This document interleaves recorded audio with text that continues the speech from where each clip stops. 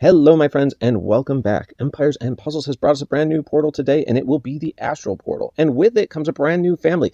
Unlike the Goblin portal, which they decided needed to be wrapped up and put away, they decided the Astral portal deserves a brand new family offering. So let's take a look at what we have with our new Astral demons. We'll, of course, do a separate video for each of these 5 stars so we can take a look at them and know what is here. So first things first, let's do the purple guy first. Paimon.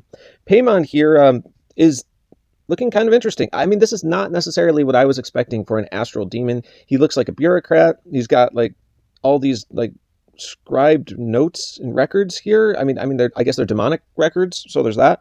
Okay, let's take a look at what he actually does. So first things first, he is going to be the sorcerer class, which will give them that chance for delay when they take damage from enemy specials. It's a pretty cool thing to do to your opposing team for mana slowdown. Then we also have an astral demon family bonus, which will consist of 1 or 2 heroes. This character gains 3 or 6% mana when taking special skill damage. This effect can activate once per turn. So each time they take special skill damage, they get a little bit of a mana boost. That's fun. And then they also have a 50/70% chance to cleanse a random dispellable status ailment from this character when receiving special skill damage. So they also are self-cleansing. Now, worth noting, it is only a self-cleanse. Unlike some of these family bonuses we've seen where it will cleanse the entire team, this is a selfish-focused bonus of only cleansing himself, but still useful, so that's pretty cool. Down here in our passives department, we have resist mana ailments. This character is immune to status ailments and negative stacks that affect mana generation. Applies also to status ailments that block mana or steal mana. Okay, so at that point, I think this guy has a lot of mana protection, but if I'm reading this correctly, it says he's immune to status ailments and negative stacks that affect mana generation.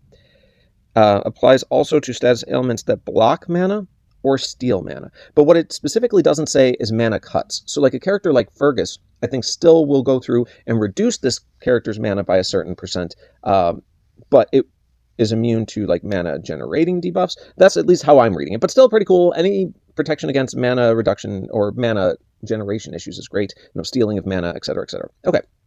Then we also have perfect accuracy, so this character cannot miss with their special skills. That's right in line with the astral, all the astral characters, right? I think the astral elves, dwarves, and the demons all just can't miss with their specials. Okay, then over here in our Aether power, we have our attack up. Attack up is going to give them plus 20% additional attack for the first 6 turns, likely making your first special skill hit more impactful. Speaking of the special skill, let's take a look at that. Operating down here at average speed, we have Blinding Injustice. All right, so this is going to dispel buffs from the target and nearby enemies. All right, so right off the bat, we got a priority dispeller. That's fantastic. You can never complain about priority dispel, so just keep that in mind.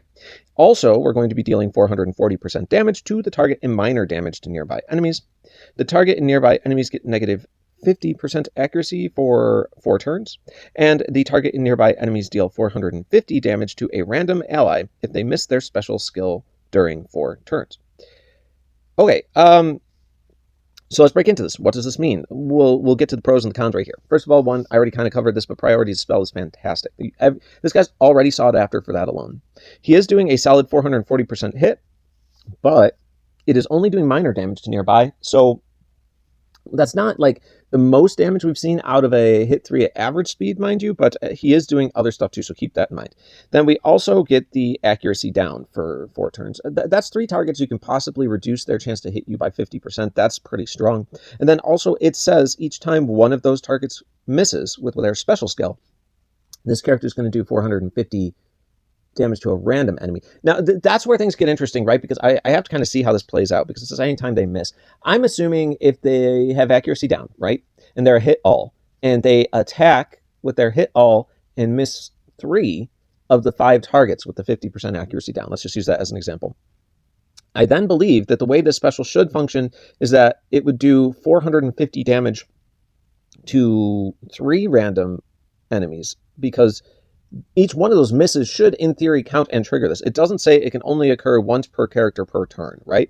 So that's where I think you're going to sneak a little bit more out of this character and understand that, like, you want to be targeting people whose specials hit multiple targets because of this. Like, right? Like, if you're targeting a sniper, he can only possibly miss the one time with the special. You're limiting the amount of extra damage you can pull out of this character. So just keep that in mind. Yes, you want to reduce their accuracy on dangerous characters, but perhaps dangerous characters that hit more than one target should be a priority when you're thinking about who to use this guy on. All right, so let's go ahead and do a rating. I think I like this guy quite a bit, but I want to put him at an 8. Only because I feel like he's good damage, and the accuracy helps. But the fact that he doesn't just hit all 3 for the 440 is a little bit disappointing. The Miner Nearby is not, like, great.